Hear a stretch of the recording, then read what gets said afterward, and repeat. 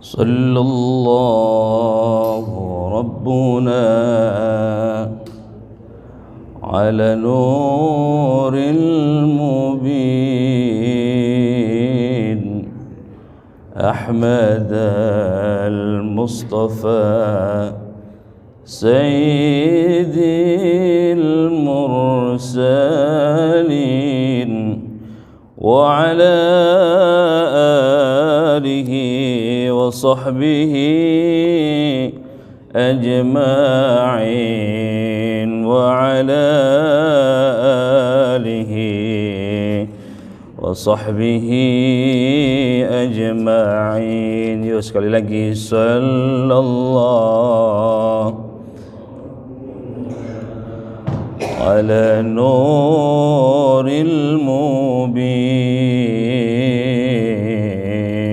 Ahmad al-Mustafa sayyidil mursalin wa ala alihi wa sahbihi ajma'in wa ala alihi wa sahbihi ajma'in. Assalamualaikum warahmatullahi wabarakatuh. Alhamdulillah alladzi arsala rasulahu bil huda wa dinil haqq liyudhhirahu 'ala ad-din kullih wa kafa billahi shahida. Allahumma salli wa sallim ala sayyidina wa habibina wa syafi'ina wa maulana Muhammadin wa ala alihi wa sahbihi ajma'in. Amma ba'du. Hadirin hadirat jamaah Masjid Jami' Al-Barakah yang dimuliakan Allah Subhanahu wa taala. Di pagi yang mulia ini, tepatnya di tanggal 8 sudah ya, 8 atau 7 ini Rabiul Awal ya. Sudah di tanggal 8 Rabiul Awal 1445 Hijriah.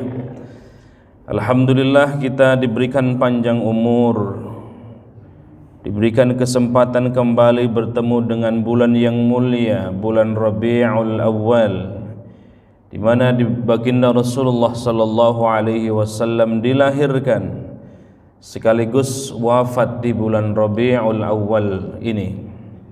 Jadi lahir dan wafat sama-sama di bulan Rabiul Awal, sehingga mudah-mudahan keberkahan dari bulan Rabiul Awal ini senantiasa menyertai kita. Orang sekaliber sekelas Abu Lahab yang jelas-jelas jahil ya, yang jelas-jelas memusuhi Islam, yang jelas-jelas sangat sinis memerangi Islam, memerangi Rasulullah sallallahu alaihi wasallam. Dalam riwayat dijelaskan karena pernah bergembira menyambut datangnya Rasulullah Muhammad yang tidak lain dan tidak bukan adalah paman kandung dari Rasulullah sallallahu alaihi wasallam,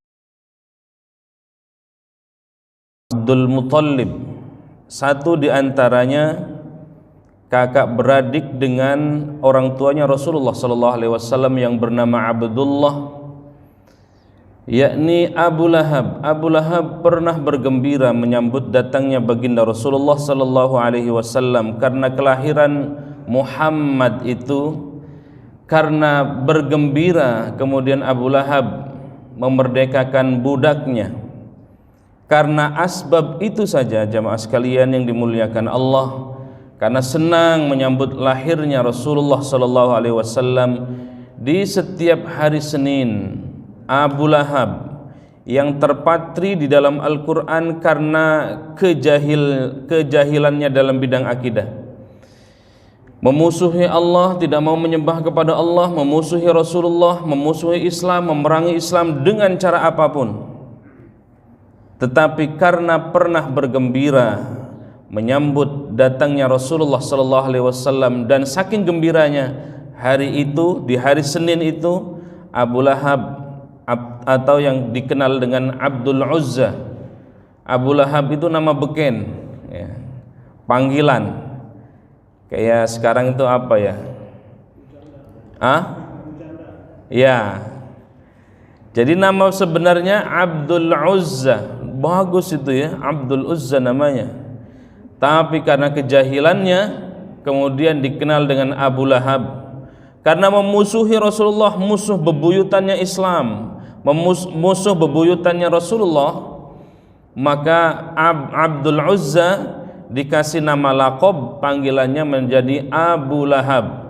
Saking memusuhi Islamnya, nggak ada itu yang sekaliber Abu Lahab. Maka sampai diturunkan satu surah namanya surah Al-Lahab. Pendeknya tidak bisa diceritakan kebengisan terhadap Rasulullah, kebengisan terhadap Islam, kebenciannya terhadap Islam. Nah, karena pernah bergembira di hari lahirnya Rasulullah Muhammad ibnu Abdillah dengan memerdekakan budak, maka karena asbab itu di setiap hari Seninnya dikurangi siksanya. Masya Allah. Apatah lagi hati-hati kita, jiwa-jiwa kita rong kepada Rasulullah sallallahu alaihi wasallam, bukan hanya dikurangi atau diampuni dosa-dosa kita, tetapi insyaallah kita kelak bersama baginda Rasulullah sallallahu alaihi wasallam berkumpul di surganya Allah. Ya Rabb. Hadirin hadirat yang dimuliakan Allah Subhanahu wa taala, alhamdulillah kajian kita sudah memasuki pertemuan yang kesekian kali ya, dalam membahas tafsir ijmali ini secara global, tafsir secara global. Hari ini kita sudah memasuki surah yang ke-10. Pekan lalu atau bulan yang lalu kita sudah membahas tafsir surah Bara'ah secara ijmali, secara global. Kali ini kita akan membahas surah Yunus, apa pokok kandungannya, fadilahnya Yunus. Ini yang kita akan bahas kurang lebih dalam waktu 45 menit ke depan insyaallah. Hadirin hadirat yang dimuliakan Allah, mari sebelum kita memulai kajian kita berdoa kepada Allah. Yang sakit semoga Allah sembuhkan sakitnya, yang punya hajat semoga Allah kabulkan semua hajat-hajat kita. Kita senantiasa bermohon kepada Allah Subhanahu wa taala agar senantiasa kita diistiqomahkan dalam ketaatan kepada Allah Subhanahu wa taala sampai akhir hayat kita, memeluk Islam, memeluk agama yang diridhai oleh Allah Subhanahu wa taala, diberikan keturunan yang saleh dan salihah. Kita juga bermohon menyelipkan dalam setiap doa kita, ya Rabb, kita pasti mati. Kullu nafsin dha'iqatul maut, setiap yang bernyawa pasti mati. Maka setiap doa kita dalam selipan doa salat, habis salat kita atau kapanpun itu kita berdoa, selipkan, ya Allah wafatkan kami dalam keadaan husnul khatimah. Ya Allah wafatkan kami dalam memeluk kalimat la ilaha illallah Muhammadur Rasulullah sallallahu alaihi wasallam. Ala hadhihi niyyah wa ala kulli niyyatin salihah wa ala hadratin nabiyil mustafa syai'un lillahi lahum al-fatihah. أعوذ بالله من الشيطان الرجيم. بسم الله الرحمن الرحيم. الحمد لله رب العالمين الرحمن الرحيم مالك يوم الدين إياك نعبد وإياك نستعين ihdinas siratal mustaqim siratal ladzina an'amta 'alaihim ghairil maghdubi 'alaihim waladdallin.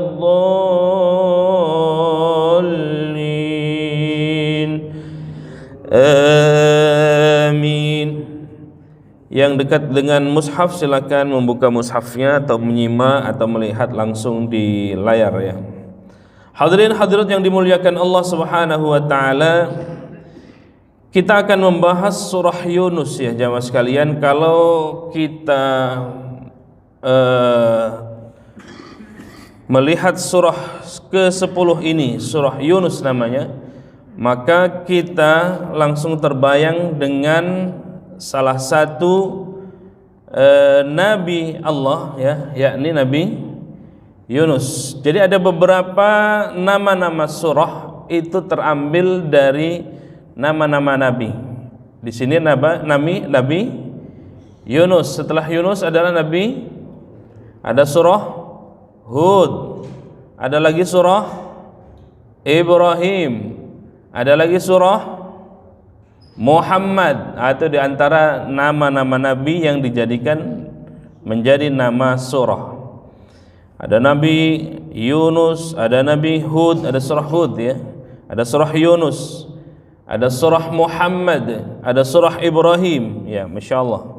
Bahkan saking memuliakannya kita pernah bahas di pertemuan yang keempat ketika membahas surah An-Nisa.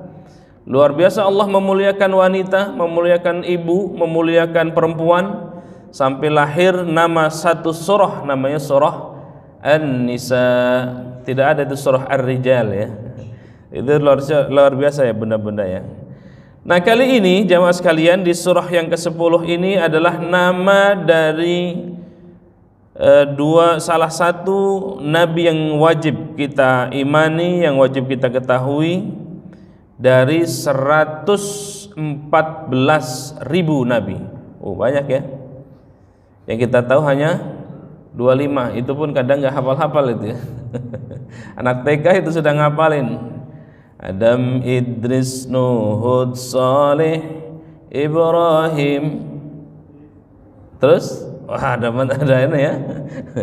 25 nabi. Satu di antaranya adalah Nabi Yunus alaihi salatu wassalam. Nah jamaah sekalian yang dimuliakan Allah Subhanahu wa taala, namanya berasal dari nabi dari agama Ibrahimik ya. Jadi awal mula agama itu dari Nabi Ibrahim. Maka kita kenal Nabi Ibrahim itu sebagai Abu al-Millah, bapaknya para agama ada di Nabiullah Ibrahim. Nanti kita akan bahas mungkin di surah Ibrahim ya. Yunus yang muncul pada ayat ke-98. Kalau kita membaca ayat 98, maka di situ muncul Yunus ya. Kita lihat ayat 98 ya. A'udzu billahi minasy syaithanir rajim. فلولا كانت قرية آمنت فنفعها إيمانها إلا قوم يونس. Nah, di situ ketemu ya. لما آمنوا كشفنا عنهم عذاب الخزي في الحياة الدنيا ومتعناهم إلى حين. Nah di ayat 98 di situ disebut illa qauma Yunus. Karena penyebutan itulah kemudian nama ini dinamakan surah Yunus ya.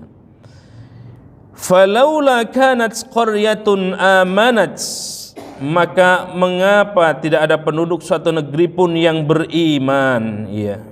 Amanat fanafa'aha imanuha illa qauma Yunus. Kenapa tidak ada penduduk suatu negeri pun yang beriman lalu imannya itu bermanfaat kepadanya selain kaum Yunus, illa qauma Yunus, lamma amanu kashafna anhum adzabal khizyi fil hayatid dunya wa matta'nahum ila hin. Kata Allah, falaula kanat qaryah, kenapa tidak ada di satu perkampungan itu yang beriman kepada Allah, ya, yang beriman seperti imannya kaum Yunus alaihi salam. Lamma amanu, tatkala atau ketika mereka atau kaum Yunus itu beriman kepada Allah Subhanahu wa taala, maka apa kata Allah Subhanahu wa taala? Lamma amanu kashafna anhum adzabal khizyi fil hayatid dunya. Ketika penduduk itu beriman, kaumnya Nabi Yunus itu beriman kepada Allah, maka kami hilangkan dari mereka azab yang menghinakan dalam kehidupan dunia, fil hayatid dunya, wa matta'nahum ila hin, dan kami, kata Allah, beri kesenangan kepada mereka sampai waktu tertentu. Itu jamaah sekalian. Nah, dari ayat ini, ayat 98 ini, kemudian surah yang ke-10 dalam Mushaf As-Uthmani ini dikenal dengan surah Yunus. Nah, jamaah sekalian yang dimuliakan Allah Subhanahu wa taala, ya. Kendati berdasarkan Nabi Yunus, meski diberi nama berdasarkan Nabi Yunus, Nabi Yunus atau kata Yunus itu hanya disebutkan satu ayat di dalam surah Yunus ini, yakni tadi di ayat 98. Hal ini sangat tidak umum, memang tidak umum dalam Al-Quran, mengingat nama surah itu umumnya diberikan berdasarkan kata-kata yang tidak umum atau yang sering muncul. Misalnya dinamakan surah Al-Baqarah karena terjadi peristiwa Baqarah, ya, penyembelihan sapi betina dan seterusnya, dan berulang kali, maka surah itu dinamakan surah Al-Baqarah. Ya, tetapi tidak untuk Nabi Yunus ini atau surah Yunus ini hanya tersebut satu kali dalam Al-Quran, satu kali di dalam surah Yunus, yakni di ayat 98. Nah, jamaah sekalian yang dimuliakan Allah Subhanahu wa taala, surah Yunus adalah terambil dari kata Nabi Yunus itu sendiri, ya. Kalau kita lihat jumlah ayatnya, surah ini terdiri dari 109 ayat. Ya, 109 ayat. Jadi kalau kita mau menghafal seperti surah-surah yang lainnya, kalau 1 bulan 30 hari, surah ini terdiri dari 109 ayat, maka per hari hanya 3 atau hanya 4 ayat saja. InsyaAllah bulan depan kita sudah hafal surah Yunus, ya. Masya Allah, Masya Allah. Bukan satu muka, bukan satu ain, tetapi hanya 3 ayat. Sambil duduk, sambil nyapu, sambil lesehan, sambil ngobrol, lihat 3 ayat saja. 3 ayat atau 4 ayat, 3 ayat, 4 ayat. InsyaAllah hafal bulan berikutnya bisa pindah di surah Hud, ya. Jadi hanya 3 atau 4 ayat saja. Dari sisi turunnya, jamaah sekalian, surah ini termasuk surah Makkiyah. Makkiyah itu surah yang turun sebelum Nabi hijrah. Jadi memang terkait dengan, kalau Makkiyah itu terkait dengan ayat-ayat ajakan untuk akidah yang kuat, menyembah kepada Allah. Belum berbicara terkait dengan tentang muamalah, ya, belum berbicara tentang hubungan dengan masyarakat, politik dan seterusnya, tapi masih terkait dengan keimanan, terkait dengan akidah, terkait dengan memperkokoh kekuatan iman.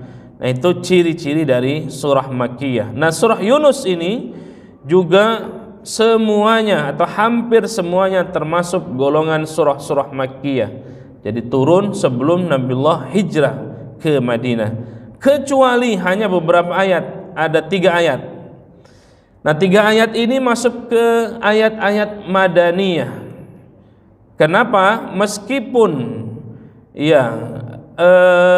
ayat ini sebagian besarnya turun sebelum hijrah, tetapi ada beberapa teks ayat, ya, yaitu di ayat 40, di ayat 94, di ayat 95 itu diturunkan ketika dari Muhammad sallallahu alaihi wasallam sudah berada di Madinah atau pasca hijrahnya Rasulullah sallallahu alaihi wasallam.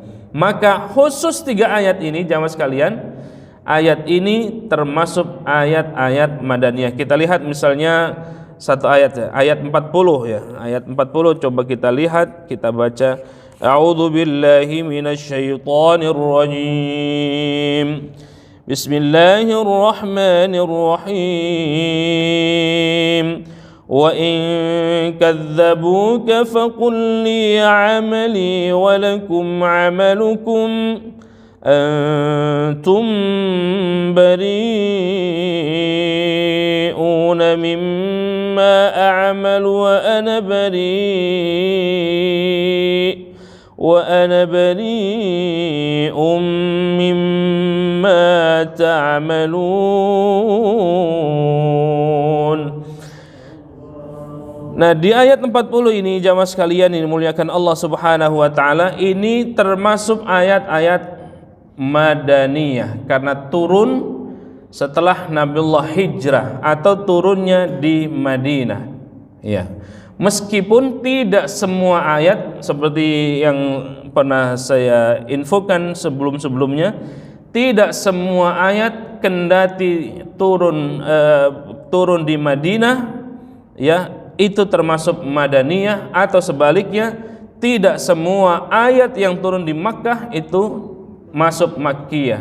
Dari mana kita bisa berpatokan? Berpatokannya adalah qoblal hijrah atau ba'dal hijrah. Kalau qoblal hijrah atau sebelum hijrah, maka itu dipastikan ayat-ayatnya ayat-ayat Makkiyah. Kalau ba'dal hijrah, dipastikan itu ayat-ayatnya madaniyah. Nah, jamaah sekalian yang dimuliakan Allah Subhanahu wa taala. Ya. Kita lanjut di ayat 1, coba kita lihat jamaah sekalian, ayat ini atau surah ini diawali dengan huruf muqatta'ah. Apa huruf muqatta'ah itu? Huruf-huruf yang qata' itu terpotong-potong. Ya, dari huruf hijaiyah itu di sini didahului dengan alif lam ra. Alif lam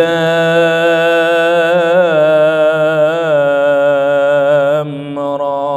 Nah, ayat pertamanya itu ya didahului dengan huruf muqatta'ah ya. Nah, baik jamaah sekalian ini dimuliakan Allah Subhanahu wa taala. Tadi sudah kita jelaskan bahwa sebagian besar atau bahkan mayoritas semua ayat dari surah Yunus ini, dari 109 ayat ini masuk atau tergolong Makkiyah, kecuali ada 3 ayat yang tadi kita sudah sebutkan, ayat 40, ayat 94 dan ayat 95 itu yang termasuk madaniyah. Nah, jamaah sekalian yang dimuliakan Allah Subhanahu wa taala, surah ini juga tergolong dikategorikan surah Al-Mi'un. Ya. Apa itu surah Al-Mi'un? Surah Al-Mi'un itu surah Al-Qur'an yang ayatnya berjumlah ratusan atau lebih dari 100 atau seratusan. Karena surah ini terdiri dari 109 ayat, maka ada dalam istilah ulumul Quran itu dikenal ada surah Al-Mi'un. Al-Mi'un itu surah yang termasuk di dalamnya terdapat 100 ayat atau 100 ayat lebih ya. Nah, surah Yunus ini jamaah sekalian termasuk dalam surah Al-Mi'un atau kategori surah Al-Mi'un karena lebih dari 100 ya. Surah Yunus ini jumlahnya 109 ayat. Nah, jamaah sekalian yang dimuliakan Allah Subhanahu wa taala, selain itu ada juga yang berpendapat bahwa surah Yunus ini termasuk as-sab'ut tiwal. Apa as-sab'ut tiwal itu? 7 surah yang panjang. Selain Al-Baqarah ada surah Yunus. Ya, surah-surah yang panjang ya. Nah, dalam Mushaf Utsmani ini surah ini surah ke-51 yang diturunkan setelah surah Al-Isra secara turunnya. Ya, surah ke-17 setelah Al-Qur'an dan sebelum surah Hud surah ke-11 ya dari Mushaf Utsmani urutannya urutan surah yang ke-10, tetapi ada yang berpendapat kalau dari sisi urutannya, urutan turunnya tidak di urutan yang ke-10. Nah, jamaah sekalian yang dimuliakan Allah Subhanahu wa taala, maka itu misalnya kalau kita baca tafsir Jalalain ya. Ada tafsir namanya tafsir Jalalain yang ditulis oleh dua Jalal. Kenapa dinamakan dua Jalal?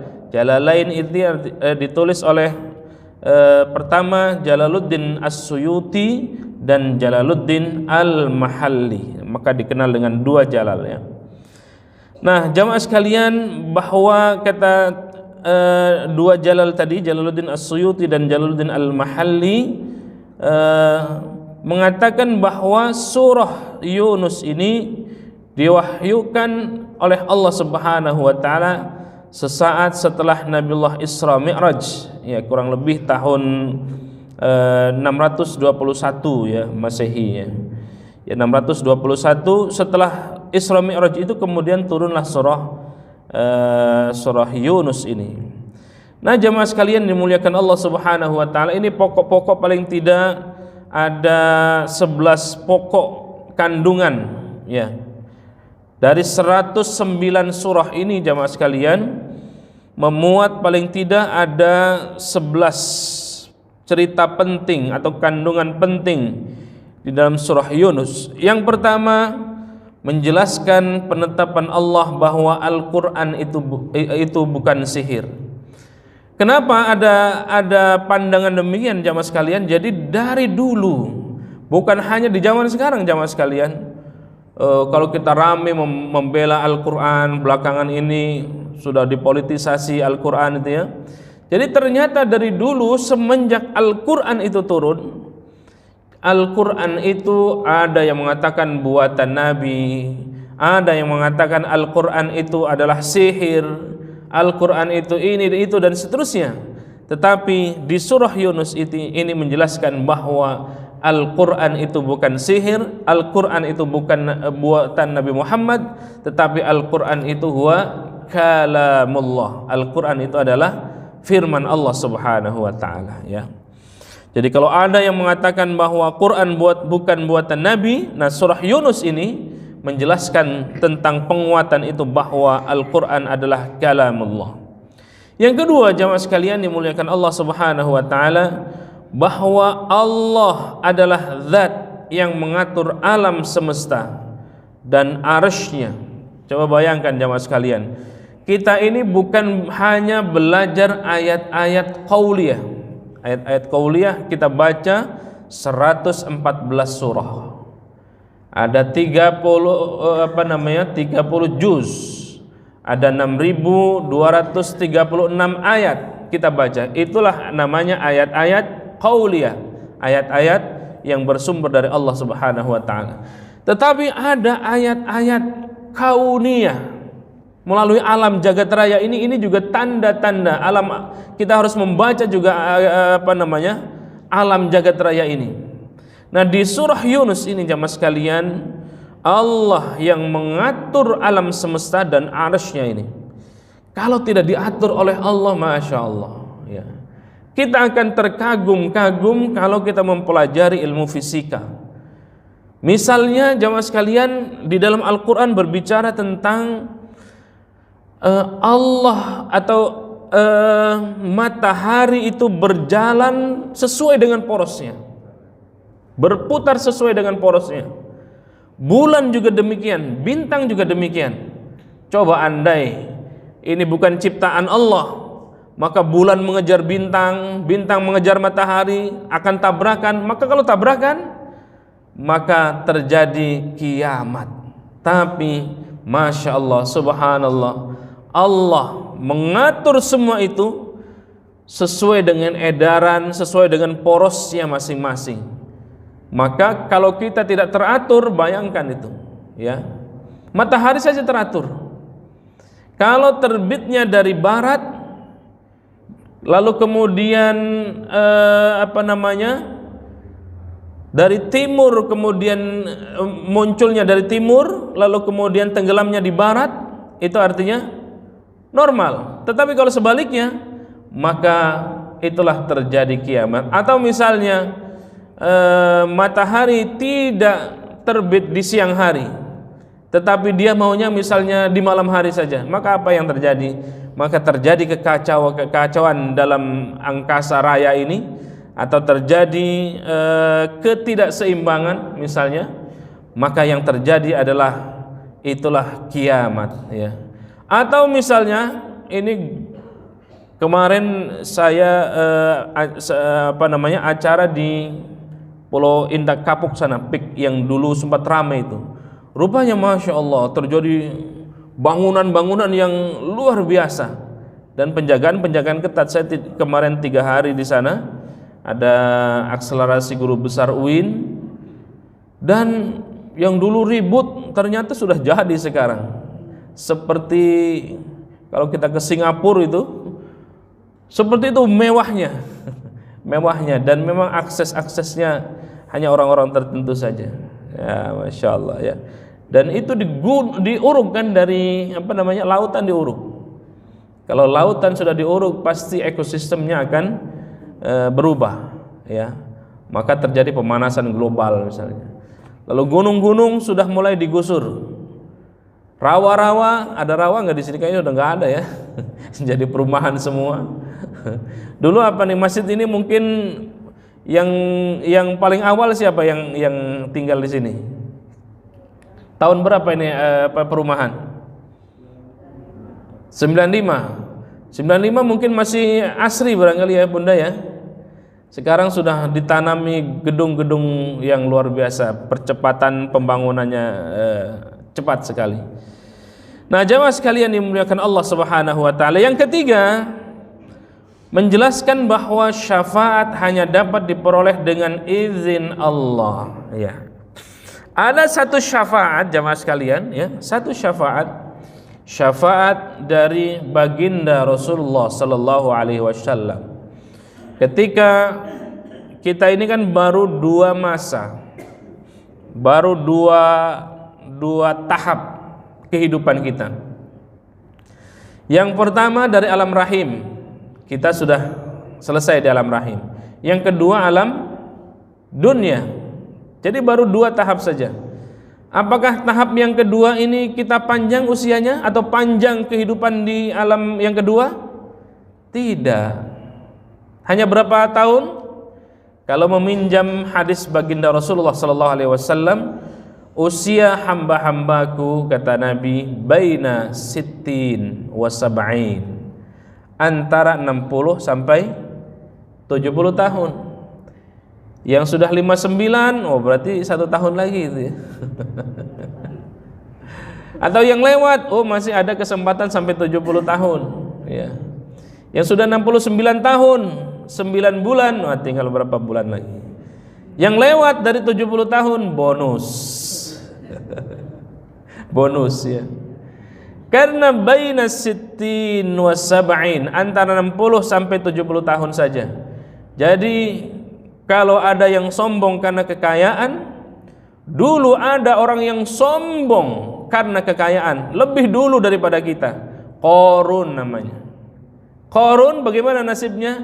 Ditenggelamkan oleh Allah Subhanahu wa taala Qarun dan hartanya. Maka kita kenal sampai sekarang namanya harta karun. Dari situ tuh, harta Qarun itu.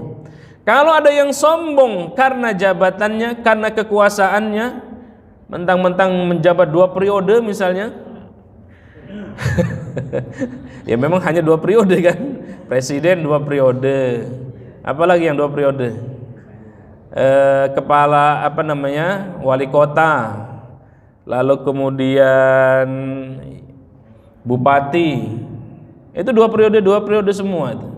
Rektor di kampus, rektor itu hanya 2 periode, nggak boleh lebih dari itu, ya. Jadi ada masanya. Ketua DKM, nggak ada periodenya kalau ketua DKM. Karena pengabdian, ya. Nah, jamaah sekalian dimuliakan Allah Subhanahu wa taala, maka kita ini baru 2 proses saja. Proses yang kedua adalah proses hidup kita di dunia. Kata Nabi baina sittin wa sab'in, antara 60 sampai 70 tahun. Maka jangan sombong karena kekayaan, karena dulu ada Qarun yang ditenggelamkan karena sombong karena kekayaannya. Jangan sombong karena jabatan, dulu ada Fir'aun. Dia sombong bahkan mengaku sebagai Tuhan. Ana rabbukumul a'la, kata Fir'aun. Aku ini adalah Tuhan. Saking sudah berkuasa lama itu. Apakah ditenggelamkan? Ditenggelamkan sama Allah Subhanahu wa taala. Dan diberikan iktibar oleh Allah Subhanahu wa taala. Di dalam Al-Qur'an dijelaskan Fir'aun yang di masa Nabiullah Musa alaihi salatu wassalam kelak jasadnya akan utuh menjadi percontohan buat kita umat Rasulullah sallallahu alaihi wasallam atau umat manusia pada umumnya agar jangan sombong karena kekuasaannya. Maka terjadilah kesombongan itu seperti sombongnya Fir'aun, maka Fir'aun pun ditenggelamkan oleh Allah Subhanahu wa taala di Laut Merah. Lalu apa lagi? Sombong karena kekayaan, sombong karena pangkat jabatan dan seterusnya. Sudah semuanya diberikan contoh oleh Allah Subhanahu wa taala. Ada yang sombong karena menikmati semua kekayaan Indonesia ini, Masya Allah ya. Gemah ripah loh Cinawi, totot, tentrem, adem, ayam, apa itu? Ya, dulu ada umat-umat terdahulu menikmati saja, tapi tidak mau beriman kepada Allah, tidak mau menyembah kepada Allah, menikmati hanya kekayaan alamnya saja, tetapi menyembah Allah tidak mau. Maka Allah bumi hanguskan penduduk orang yang model demikian. Ya. Kita baru 2 tahap. Tahap pertama alam rahim, kita sudah lewati alam rahim. Yang kedua alam dunia, yang kata Nabi 60-70 tahun tadi. Setelah alam dunia, alam barzah. Ini juga lama jamaah. Alam barzah itu sebelum ke alam akhirat ada alam barzah. Kapan? 1000 tahun, 100 tahun, 1000 tahun, atau lebih dari itu? Wallahu a'lam bissawab. Tidak ada yang tahu, tidak ada yang tahu. Selesai dari kehidupan dunia ini, ya, lalu kemudian diratakan oleh Allah Subhanahu wa taala. Yang di dalam Al-Qur'an itu dijelaskan ketika kiamat itu gunung-gunung berterbangan. Sebesar mana? Enggak ada gunung di sini ya. Gunung berterbangan laksana terbangnya kapas yang ditiup. Masya Allah ya. Berterbangan. Kata Allah dalam Al-Quran, bumi ini akan digulung seperti kita menggulung tikar itu ya, atau menggulung karpet, digulung oleh Allah. Maka selesai masa yang kedua, alam barzah semua selesai, maka beranjak dari alam rahim, beranjak ke alam dunia, dari alam dunia beranjak ke alam barzah, di alam kubur. Setelah alam kubur lalu kemudian diratakan namanya kiamat. Setelah itu ada alam berikutnya, kita dikumpulkan di padang mahsyar. Di padang mahsyar ada yaumul hisab, ada yaumul mizan. Setelah yaumul mizan baru kemudian kita ke surga atau ke neraka. Kalau ada ada dosa-dosa kita sekecil apapun, maka kita mampir dulu ke neraka. Yang dalam bahasa Al-Quran jamaah sekalian, 1 hari di akhirat sama seperti kita hidup di dunia 1000 tahun. Itulah mungkin terinspirasi dari Al-Quran itu.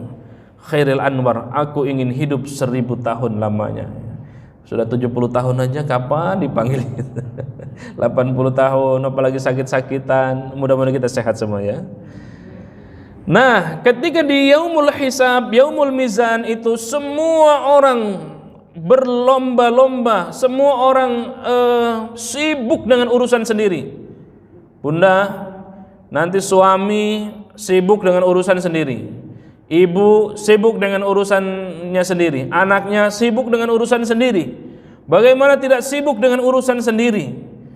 Dalam teks Al-Quran itu dijelaskan ketika di padang mahsyar itu matahari tidak kurang dari sejengkal di atas kepala kita. Ya Rabb. Matahari berada 1 jengkal saja di atas kepala kita. Bahkan di beberapa ayat dijelaskan saking panasnya itu, kemudian keringat kita ini membanjiri, membasahi tubuh kita, sampai-sampai keringat kita ini menenggelamkan kita. Saking banyaknya itu keringatnya karena panas. Nah, di situ jamaah sekalian, kita bermohon, atau semua manusia bermohon syafaat. Nah, bermohon syafaat. Semua orang berdatangan kepada Nabiullah Adam. Kata Nabiullah Adam, jangan minta syafaat kepadaku, aku saja terusir dari surga karena memakan buah khuldi. Jadi dosanya Nabiullah Adam memakan buah khuldi, buah kekekalan itu, ya. Wala taqraba hadhihi syajarah fatakuna minadh dhalimin, kata Allah. Kamu Adam boleh makan, boleh memakai fasilitas surga semaumu, tetapi hanya satu, wala taqraba hadhihi syajarah fatakuna minadh dhalimin. Jangan engkau dekati pohon itu. Pohon, kalau kita sering mengenalnya dengan pohon khuldi, buah kekekalan, ya. Nah, karena dosa itulah Nabiullah Adam dirayu oleh iblis. Pada akhirnya iblis berhasil merayu Adam dan Hawa. Adamnya tidak tergoda, tetapi iblis tidak kehabisan akal. Ada istrinya. Coba istrinya.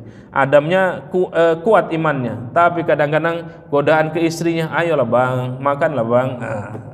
Hati-hati ini. Sama seperti ketika iblis menggoda Nabiullah Ibrahim, ya, untuk menggagalkan penyembelihan sebagai bentuk pengorbanan kepada Allah Subhanahu wa taala. Bagaimana rayuan dari iblis? Bagaimana wahai Ibrahim, engkau adalah kekasih Allah, masa kekasih Allah menyembelih anaknya? Lalu kemudian Nabiullah Ibrahim mengambil kerikil, melontar iblis. Itulah kemudian menjadi lontar jumrah itu. Iblis tidak sanggup menggoda Ibrahim, menggoda istrinya Siti Hajar. Hajar, bagaimana engkau sebagai ibu yang baik, sementara anakmu mau dikorbankan, mau disembelih? Ayo cepat hentikan. Apa kata Siti Hajar? Enyahlah wahai iblis, ini adalah bentuk pengabdian kepada Allah Subhanahu wa taala, dan sebagai istri saya manut kepada suami yang insyaallah suami juga karena Allah, korbannya karena Allah. Tidak berhasil kepada istrinya, kepada anaknya, jadi terus begitu. Ya. Nah, jamaah sekalian dimuliakan Allah Subhanahu wa taala, termasuk Nabiullah Adam. Adam dosanya hanya satu, keluar dari surga. Kita dosanya banyak, pengen masuk surga. Pengen boleh nggak? Boleh, ya, boleh pengen. Maka di situ jamaah sekalian, kata Nabiullah Adam, jangan minta kepadaku, minta ke yang lainnya. Datang lagi kepada Nabi Nuh. Nabi Nuh pun demikian. Jangankan aku, anakku saja juga tidak beriman kepada Allah, cari yang lain. Sampai kemudian meminta syafaatul uzmah kepada baginda Rasulullah sallallahu alaihi wasallam. Dulu di pesantren ada salah satu kitab yang mengaji tentang Isra Mi'raj itu, ya. Syafaatnya Rasulullah sallallahu alaihi wasallam. Rasul tidak mau masuk ke surga dulu sebelum memastikan umatnya semuanya masuk surga. Tuh bayangkan, kalau kita mau silakan ada VVIP bintang 5, bintang 7, ya. Ayolah masuk. Jamaahnya gimana? Biarin saja. Rasul enggak. Sebelum memastikan semua jamaahnya masuk surga, ya, tidak mau makan dulu, tidak mau masuk surga dulu. Masya Allah, demikian Rasulullah sallallahu alaihi wasallam. Maka memastikan semua jamaahnya. Ada yang sudah ngap-ngapan di surga, Rasul di neraka, Rasul nengok, diambil sama Rasul, diangkat oleh Rasul. Ini syafaatul uzmah dari baginda Rasulullah sallallahu alaihi wasallam atas izin Allah. Yang keempat, jamaah sekalian, menjelaskan yang berkaitan dengan perkara gaib kepada manusia. Ya, terkait dengan gaib ini kan masuk di antara rukun iman. Ya. Amantu billah wa malaikatih wa kutubih wa rusulih wa bil yaumil akhir wa bil qadrihi wa syarrih. Iman kepada hari akhir ini adalah gaib. Memang kita tidak pernah melihat, tetapi ada informasi dari Allah melalui Al-Quran di surah Yunus, maka kita percaya. Nanti ada surga neraka, kita percaya enggak? Pernah masuk ke surga? Pernah melihat neraka? Dari mana kita tahu? Dari Al-Quran. Kita percaya semua itu. Ada syafaat Rasulullah, kita juga percaya. Yang kelima, menegaskan bahwa Allah tidak memiliki anak. Selain di surah Al-Ikhlas, di surah Yunus ini juga ada ayat yang menjelaskan tentang bahwa Allah tidak memiliki anak. Ya, kalau memiliki anak sama dengan manusia. Yang keenam, menjelaskan tentang perhitungan tahun dan waktu sesuai dengan perjalanan matahari dan bulan. Ada Al-Qamar, lalu kemudian ini menjadi Al-Qamar, ini dari Al-Qamar menjadi Hijriyah, tahun Hijriyah, dari matahari kemudian Syamsiyah, dikenal Qamariyah, ada bulan Qamariyah, ada bulan Syamsiyah, ada di surah Yunus.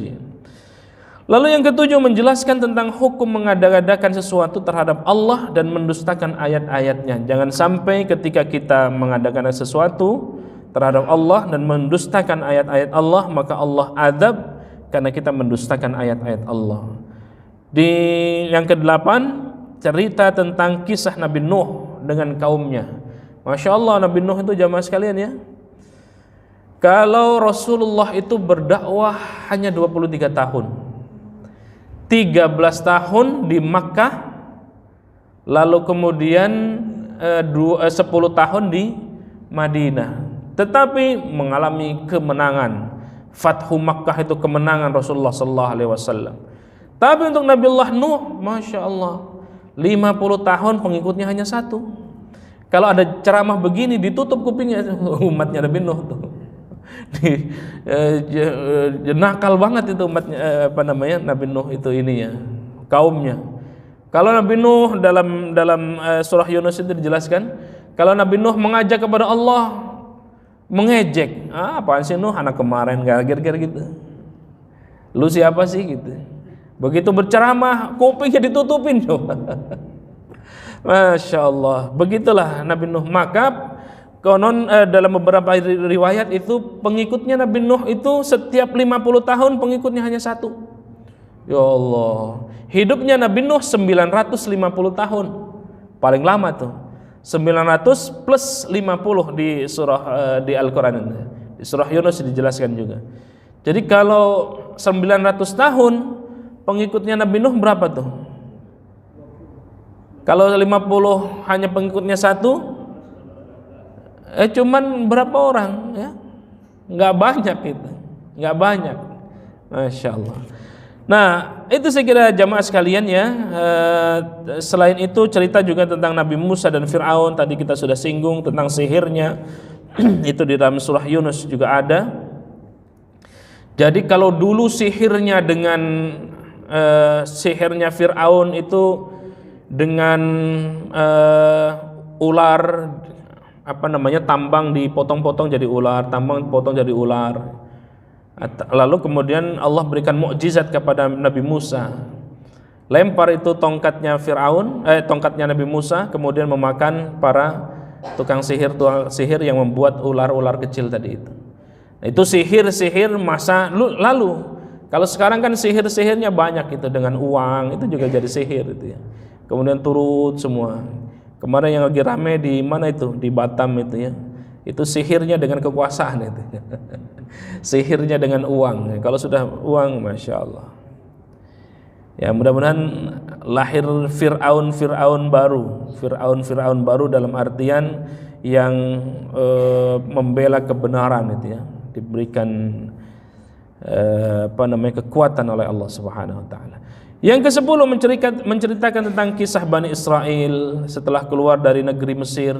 Ya, Bani Israel ini Masya Allah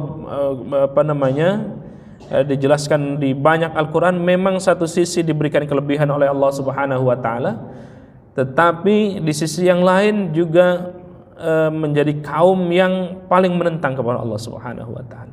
Yang terakhir menceritakan tentang Nabiullah Yunus dan kaumnya. Nabiullah Yunus berdakwah karena tidak mau terus gitu ya. Akhirnya frustasi Nabi Yunus meninggalkan kampungnya, namanya kaum Ninawa ya, kaum Ninawa. Jadi ya ini menjelaskan kepada kita karena meninggalkan kaum Ninawa itu, kemudian Nabi Yunus naik ke satu kapal. Nah, karena itulah ada satu peristiwa yang dijelaskan di dalam Al-Qur'an, diundi karena kapal itu hampir oleng gitu ya, hampir tenggelam, maka ada pengundian siapa di antara yang keluar dari nama itu, maka dia ceburkan ke laut. Undian pertama Nabi Yunus, undian kedua Nabi Yunus, kok terus Nabi Yunus? Rupanya peringatan dari Allah Subhanahu wa taala agar jangan meninggalkan kaumnya yang tidak mau beribadah kepada Allah. Nah, kaumnya Nabi Yunus atau kaum Ninawa itu juga sama, tidak mau menyembah kepada Allah. Akhirnya Nabi Yunus, udahlah kalau begitu saya pergi saja, kira-kira gitu. Nah, maka karena itu kemudian Allah menguji Nabiullah Yunus. Akhirnya karena keluar terus Nabi Yunus, dilemparkan ke laut dan pada akhirnya dimakan oleh ikan, ya ada yang mengatakan ikan nun, ikan paus dan seterusnya. Lalu karena merasa berdosa Nabiullah Yunus ya, itulah kemudian bertaubat Nabiullah Yunus alaihi salatu wassalam. Kalau Nabiullah Adam tadi melakukan pertaubatan kepada Allah, Rabbana zalamna anfusana wa illam taghfir lana wa tarhamna lanakunanna minal khasirin. Nah, Nabiullah Yunus juga sama, berdoa kepada Allah sehingga dengan istighfar kepada Allah, lalu kemudian memohon ampun kepada Allah. Lalu kemudian ikan paus itu mules perutnya, akhirnya memuntahkan Nabiullah Yunus, dan Nabiullah Yunus tersadar dan diselamatkan oleh Allah Subhanahu wa taala. Demikian jemaah sekalian, sekilas terkait dengan isi dari surah Yunus di surah yang ke-10 ini. Insyaallah kita akan lanjutkan di pertemuan yang selanjutnya. Insyaallah ada beberapa slide yang belum saya jelaskan, tetapi kurang lebih sama ya apa yang saya sampaikan. Mudah-mudahan bermanfaat. Demikian wallahu a'lam bishawab. Assalamualaikum warahmatullahi wabarakatuh.